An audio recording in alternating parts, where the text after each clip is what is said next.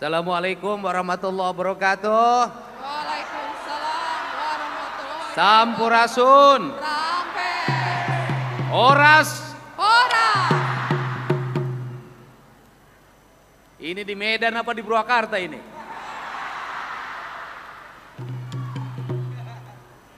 Yang saya hormati Pak Pendeta Dr. Victor Tinambunan beserta Opung, Boru, dan Tima. Saya ucapkan terima kasih. Gak ngerti nih Opung apa, Boru apa, Tima apa.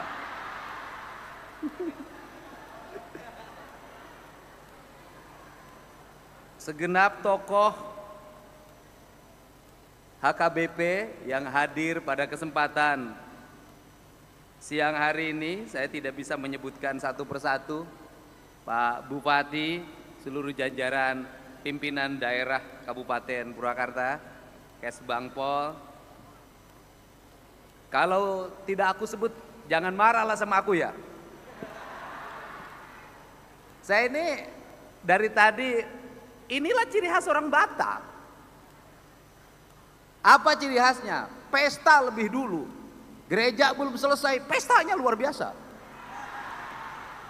Tepuk tangan ya, ini ciri khas. Bener gak?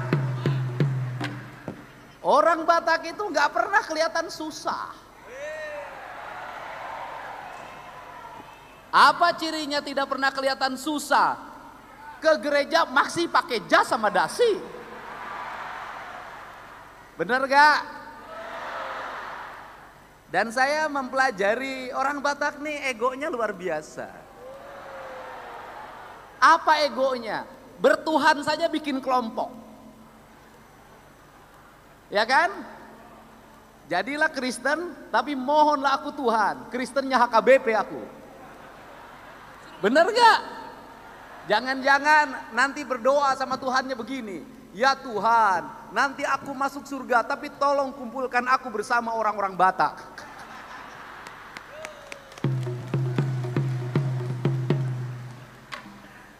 Apa sih yang harus dipelajari dari marga Batak dan yang tergabung di HKBP itu? Yang pertama adalah spirit beragama tidak meninggalkan budaya. Bener nggak? Agama Kristennya berasal dari tempat lain. Nabinya dari tempat lain. Tetapi beragamanya tidak kehilangan karakter Bataknya. Karena beragamanya tidak kehilangan karakter Bataknya, satu, musik di gerejanya, musik,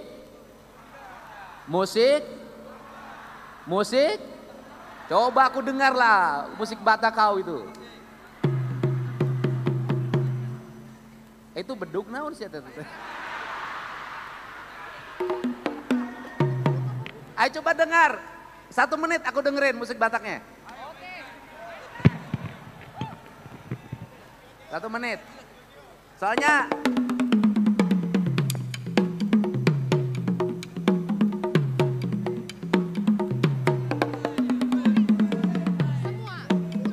yang lainnya ngikut, kamu jangan ngambil video.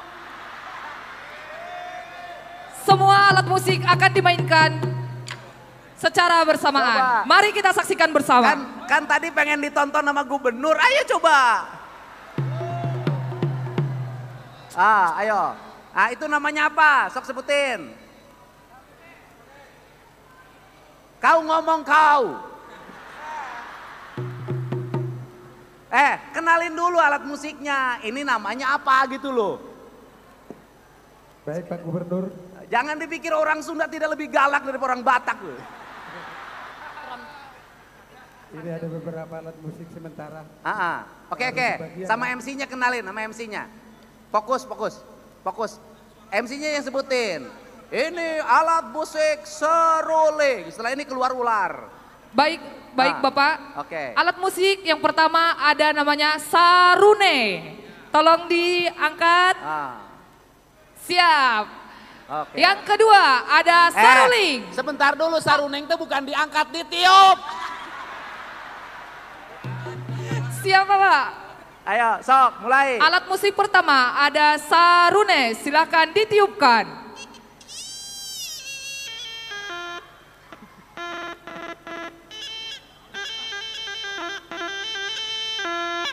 Oke, terus. Berikutnya adalah alat musik seruling.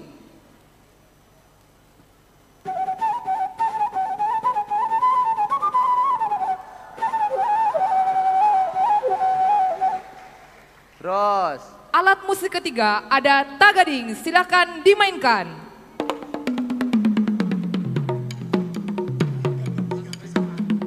Silakan dimainkan secara bersamaan.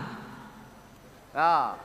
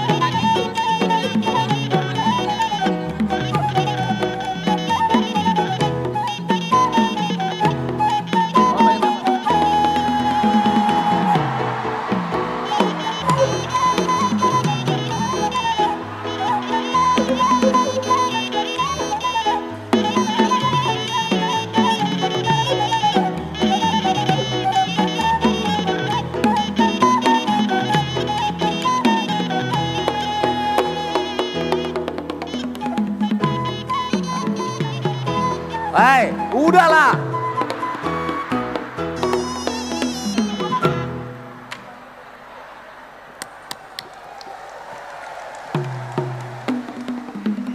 Oh, kau mau ditambah?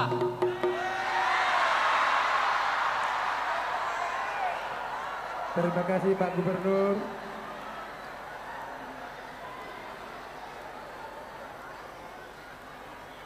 Nah, dari musik kita sudah bisa baca orang. Kenapa ini ada ayahandanya Pak Kasat? Terima kasih kehadirannya. Bahwa orang Batak tuh nggak pernah sedih. Dari musiknya kelihatan bahagia terus. Makanya orang Batak karena nggak pernah sedih, hidupnya itu selalu berbagi, kenduri, berpesta, bener nggak? Kawinan, pesta. Ada yang meninggal, pesta. Ulang tahun, Natalan, pesta. Makanya kalau jadi orang Batak jangan miskin.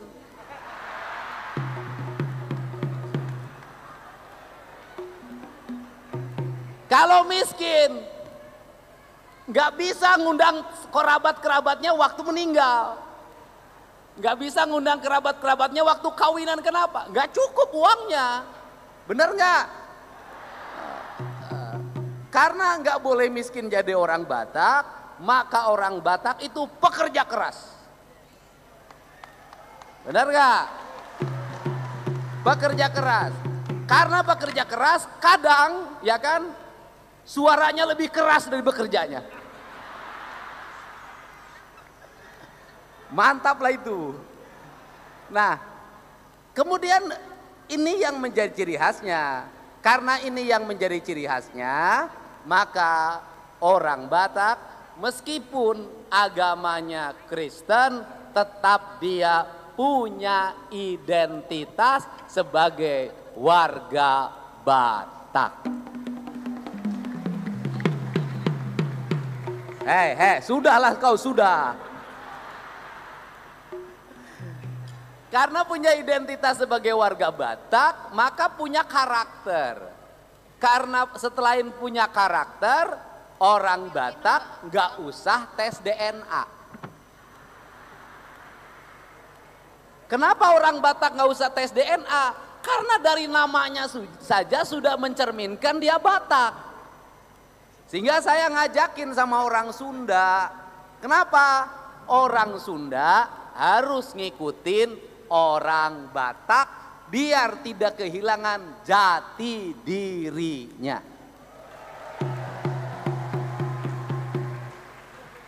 Maka sudah layak orang Sunda itu pakai marga.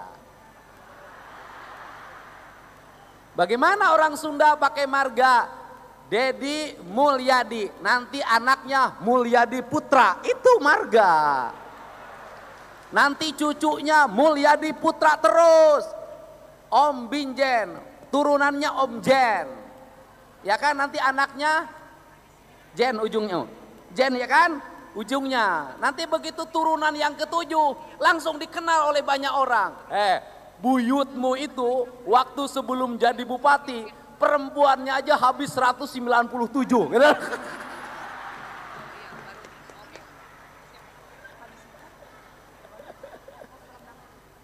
Nah, karena itulah kita ini hidup, kalau cara berpikirnya kebahagiaan, maka kita tidak akan pernah ada pertikaian. Benar gak?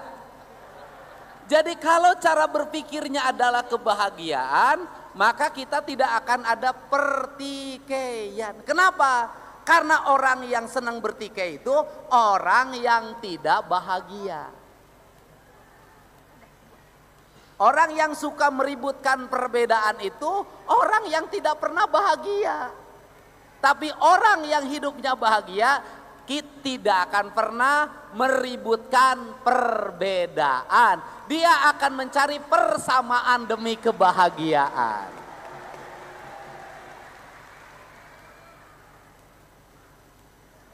Nah, kemudian yang berikutnya apalagi harus pelajari orang Batak. Orang Batak itu ngomongnya itu nadanya tinggi.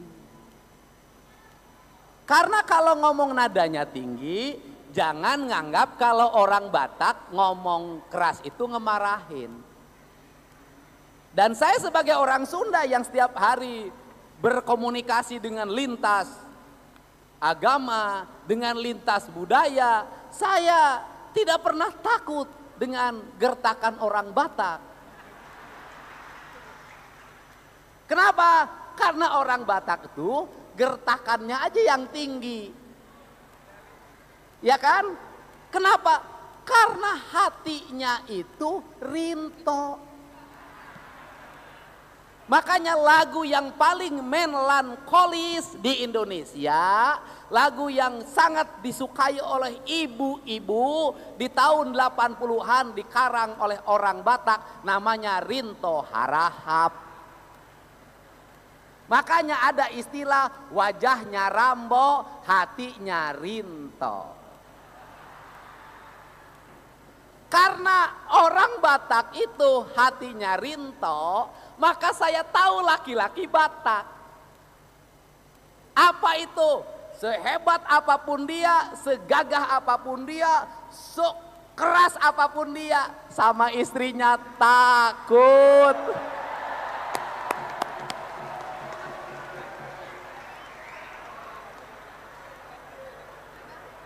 Sudahlah.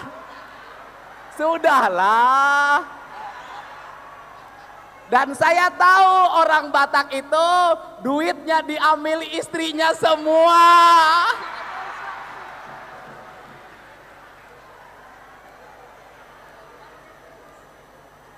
Makanya wanita-wanita jangan suka tergoda sama laki-laki Batak yang sudah beristri. Kenapa? Duitnya sudah nggak ada.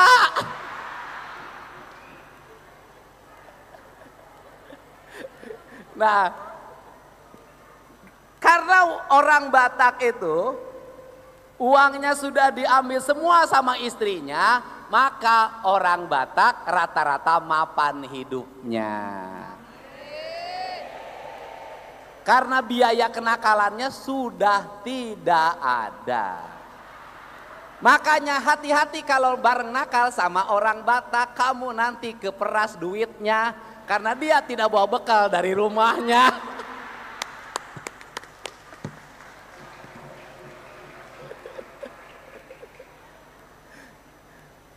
Nah, saya itu punya cerita. Jadi ini bukan cerita kosong. Rumah saya kan di Subang tuh. Saya suka naik sepeda. Berhentilah saya di warung, di Dauan di pinggir sungai itu. Saya masuk ke warung ke situ, beli air mineral. Ternyata yang jagainnya orang Batak yang punya warung. Dari mana? Aku Medan. Ah, kau bukan Medan. Tarungtung. Orang Batak tuh aneh aja, semua ngakunya dari Medan. Padahal ada yang dari Sibolga, Samosir, Tarungtung, tahu saya. Tapi ngakunya Medan aja. Itu kayak orang Jawa Barat ngakunya Bandung. Jadi nggak bisa, luas itu. Tahu lah. Ada orang Batak yang senang merantau, tapi daerah-daerah pegunungan yang kopinya bagus, kemudian yang kemenyannya bagus, dia nggak mau, cukup duduk saja minum kopi saja sudah cukup lah hidupnya. Nah, saya kemudian ketemu, saya bilang, abang mana? Batak. Orang Batak. Tahu nggak Pak Didi apa? Orang Batak itu pemberani. Alah, saya bilang sama orang Sunda kamu kalah. Marah dia. Mana ada orang Batak kalah sama orang Sunda? Nggak ada dari catatannya. Saya senyum aja. Habis itu istrinya datang. Sambil bentak-bentak sama suaminya. Bang, beresin piring di belakang bang, cepatlah bang. Iya lama. Ternyata istrinya tuh orang Sunda. Saya bilang, bang, aku bilang lah orang Batak kalah sama orang Sunda. Itu aku bukan kalah sama orang Sunda, kalah sama istri aku. Orang Batak kan gak pernah mau kalah, Pak.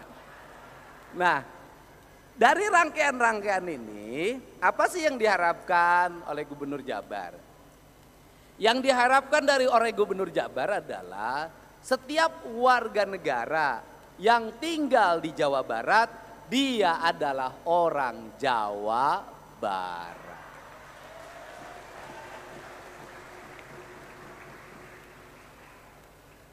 Karena dia orang Jawa Barat, maka dia harus menghargai dan menghormati kebudayaan yang ada di Jawa Barat. Itu pertama.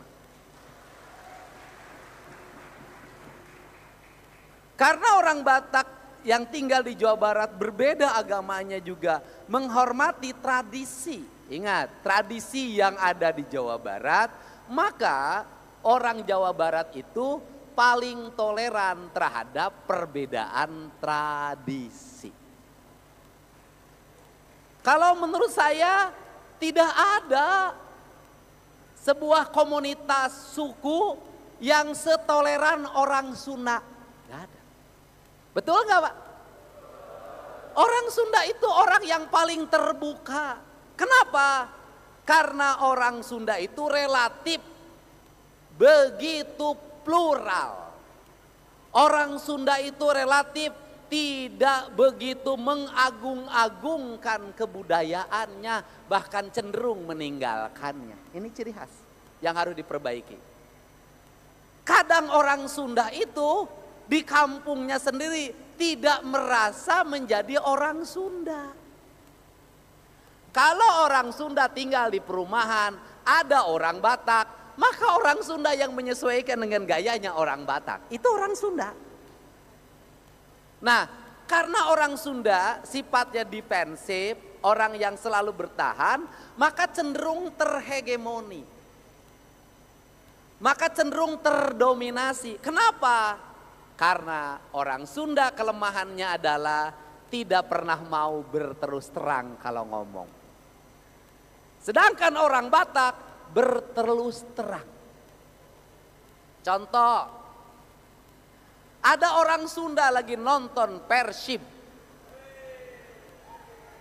sama orang Batak yang nonton PSMS zaman dulu lah. Kemudian orang Sunda itu ngomongnya gini, "Bang, tolong bang." Orang Batak bingung, "Bang, tolong bang." "Apa kau ngomong?" "Bang, tolong bang." "Ngomong apa kau?" "Lihat bang." Baru kelihat kakinya keinjek. Kata orang Batak, "Kau ngomong aja, kakimu tuh keinjek." Orang Sunda nggak bisa ngomong begitu.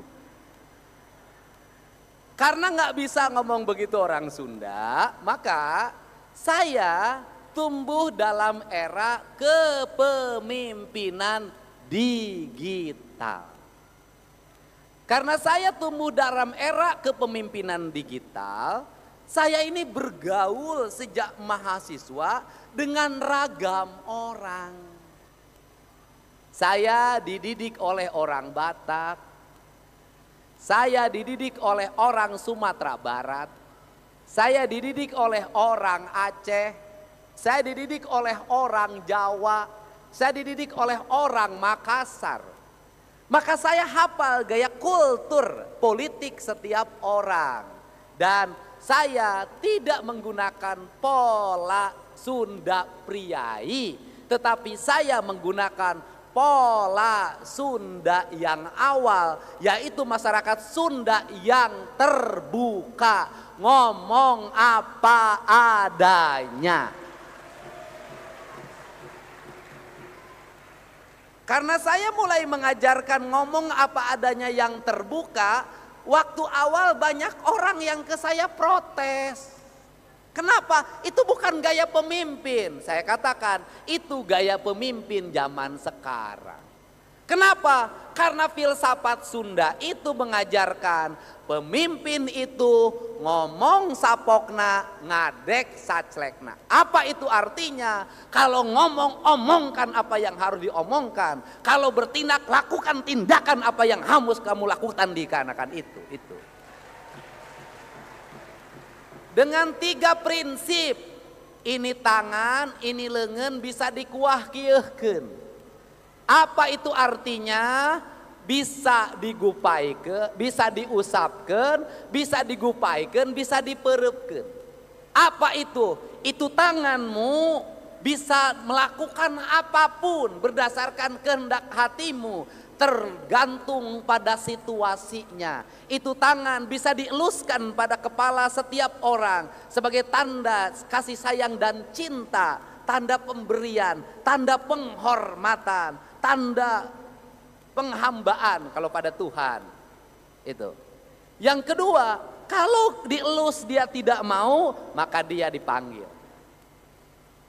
Kalau dipanggil pun dia tidak mau, maka kepalkanlah tanganmu. Ajak dia ngomong dengan tegas, "Hayo wanita ke aing." Itu cara memimpin. Nah, karena ini yang harus jadi metodologi. Kenapa metodologi ini dilakukan? Karena alam Jawa Baratnya sudah bukan lagi hanya orang Sunda.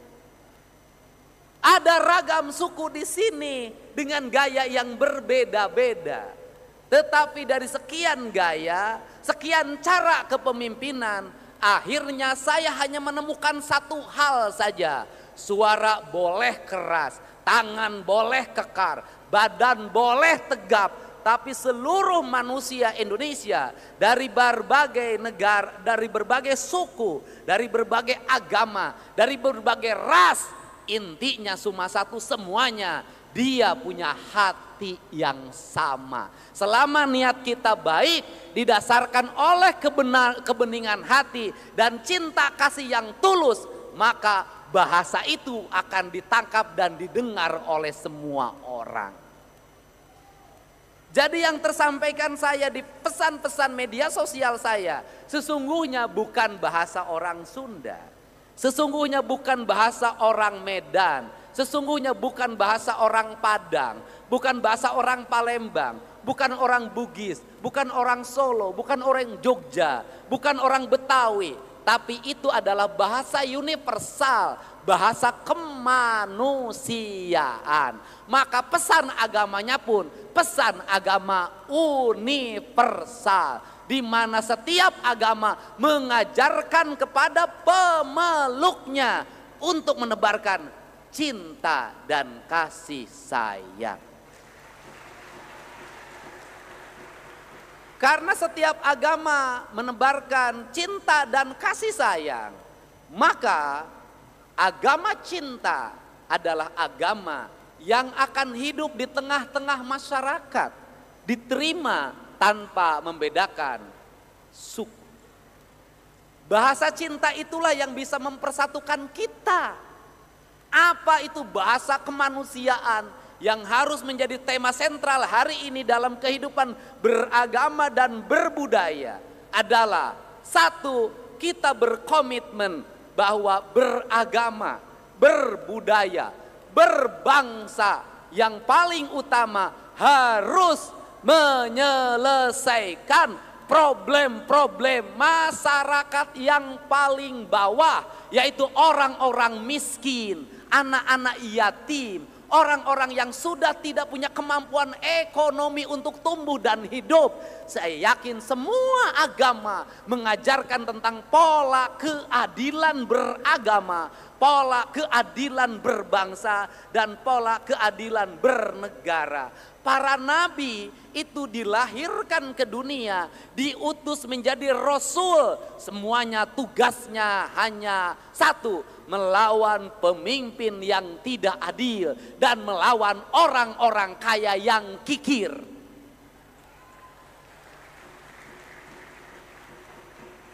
Pemimpin yang tidak adil adalah pemimpin yang tidak membelanjakan anggaran negaranya untuk kepentingan rakyat. Maka diperlukanlah transparansi. Pemimpin harus menjelaskan ini uang dari mana, digunakan untuk apa. Semua rakyat harus tahu. Jangan berpura-pura membelanjakan uang untuk rakyat, padahal ingin dibelanjakan untuk kepentingan sendiri dan golongannya ini. Semua agama mengajarkan itu kok.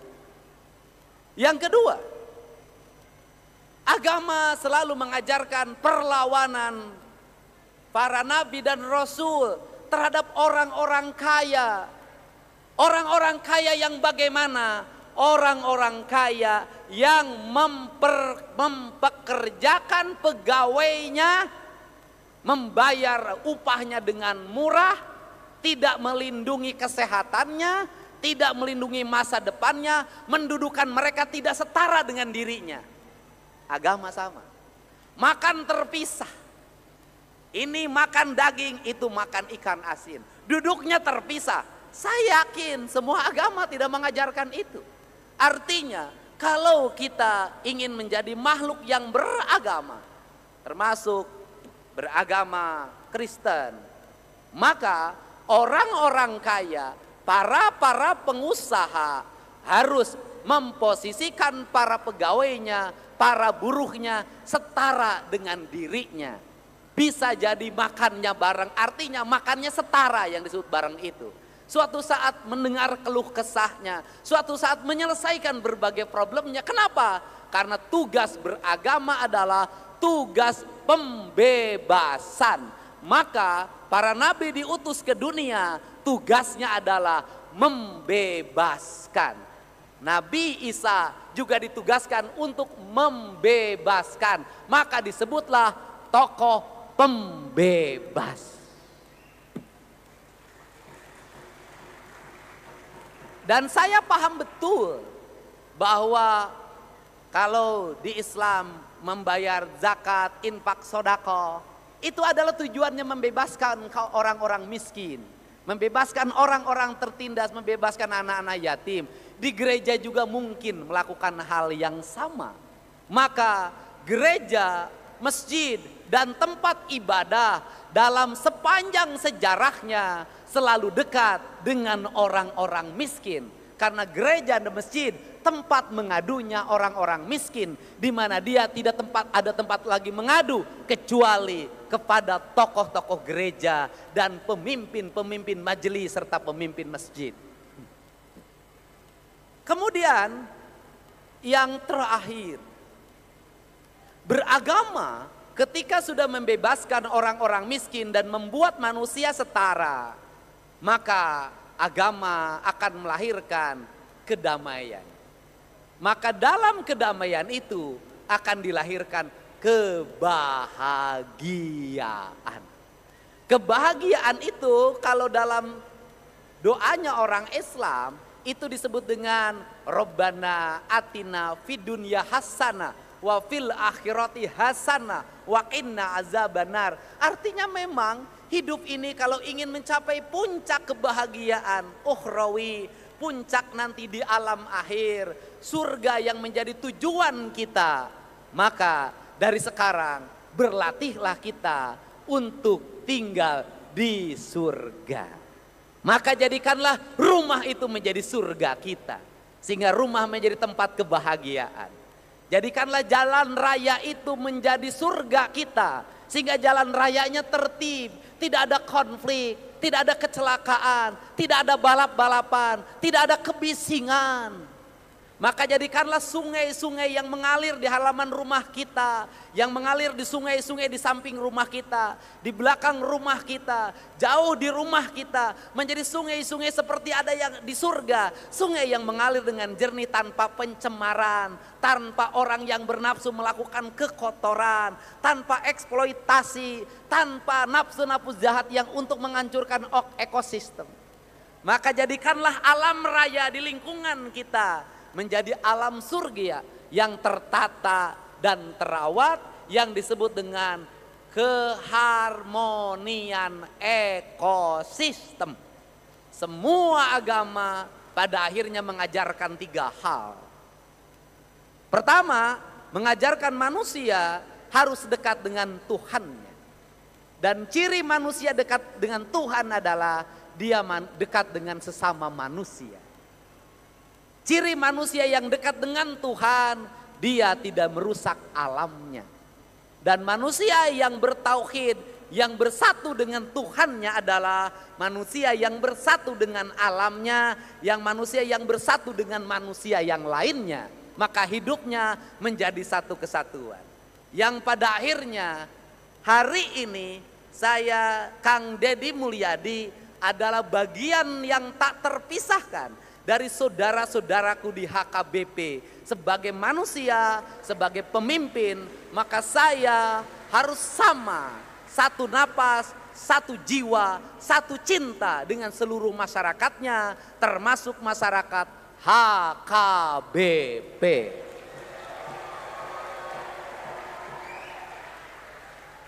Biarkan cara bertuhan kita berbeda. Biarkan cara beribadah ritual kita berbeda. Biarkan bentuk tempat ibadah kita berbeda. Tetapi ada rumah yang ada dalam jiwa kita. Rumah yang sama. Di mana Tuhan akan bersenyawam dalam relung hati kita. Tanpa membedakan siapa kita. Berasal dari mana kita. Keturunan siapa kita. Karena Tuhan tidak pernah membeda-bedakan manusia. Sehingga kedudukan kita di mana Tuhan sama.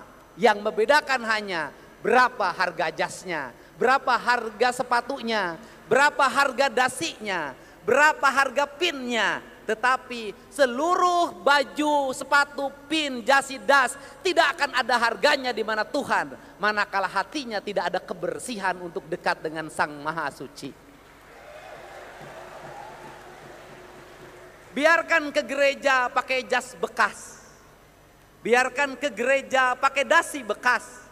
Biarkan ke gereja pakai sepatu yang sobek. Tuhan tidak akan pernah menilai baju yang kau pakai.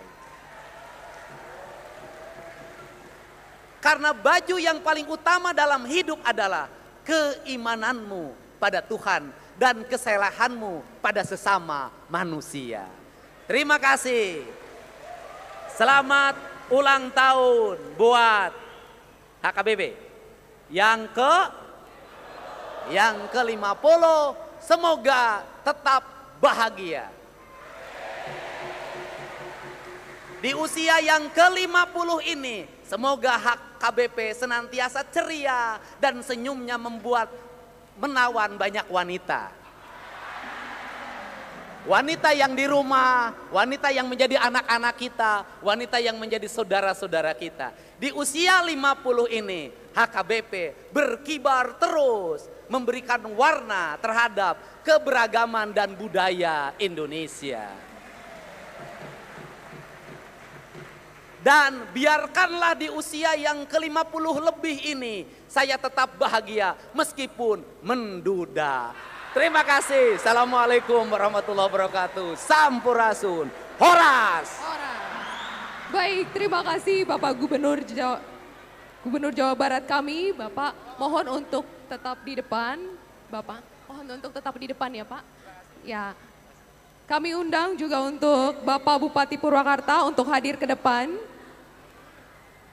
Berkenan memberikan ulos Opui Eporus Pendeta Dr. Victor Tinambunan beserta Opung Boru Tima Warmi Boru Pangaribuan kepada Bapak Gubernur Jawa Barat dan kepada Bapak Bupati Purwakarta. Untuk sesi foto nanti kami akan mengundang Amang Pareses Distrik 18 Dabar Tengdie, Pendeta Nexon Martomo Simajunta MTH beserta Inang, Pendeta Resort HKBP Purwakarta Amang Pendeta Martin Naibaho STH beserta Inang, Ketua Panitia Jubileum HKBP Purwakarta Amang Sintua Aslet Silabang beserta Inang.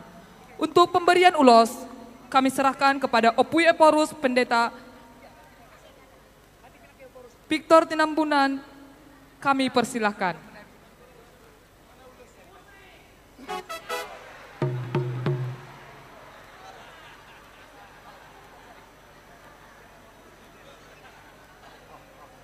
Jadi yang kami hormati, kami banggakan Bapak Gubernur Deddy Mulyadi, gubernur yang paling viral secara positif di Indonesia. Terima kasih. Yang kami hormati Bapak Bupati Purwakarta Bapak Saiful Bahri Binjain. Kami atas nama HKBP, saya sendiri pimpinannya Eporus, dengan jumlah warga jemaat di seluruh Indonesia 6,5 juta, Pak Gubernur, Pak Bupati, sangat-sangat mengapresiasi kedatangan Pak Gubernur dan Pak Bupati di tengah-tengah kami, menunjukkan bahwa Bapak Gubernur dan Bapak Bupati adalah pengayom masyarakat. Oleh karena itu perkenankan sebagai tanda apresiasi kami, saya menyampaikan satu pantun untuk Pak Gubernur.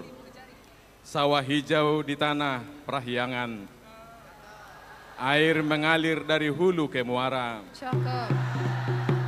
Pak KDM memimpin dengan ketulusan dan keteguhan. Kiranya Tuhan menuntun langkah selamanya.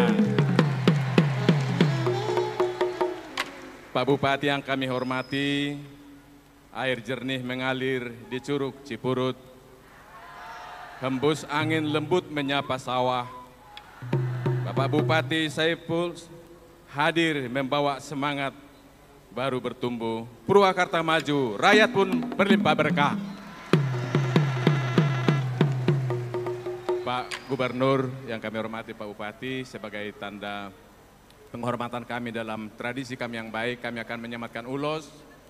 Dan kami menyematkan ulos ini dengan harapan dan doa kiranya Tuhan Yang Maha Kuasa melindungi Bapak Gubernur dan Bapak Bupati mengemban tugas berat namun mulia. Terimalah ulos yang kami persembahkan ini kepada Pak Gubernur dan Bupati yang kami hormati. Ini ada musiknya juga Pak Gubernur, Pak Bupati. Silakan.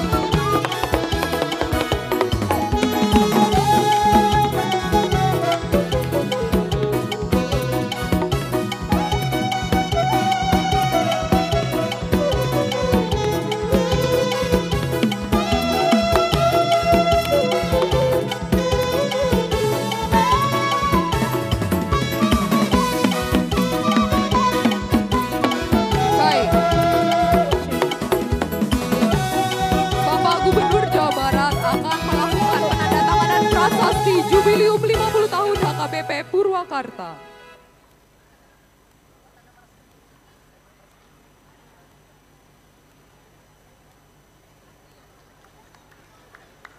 Dan yang kedua akan dilakukan oleh Bapak Bupati Purwakarta.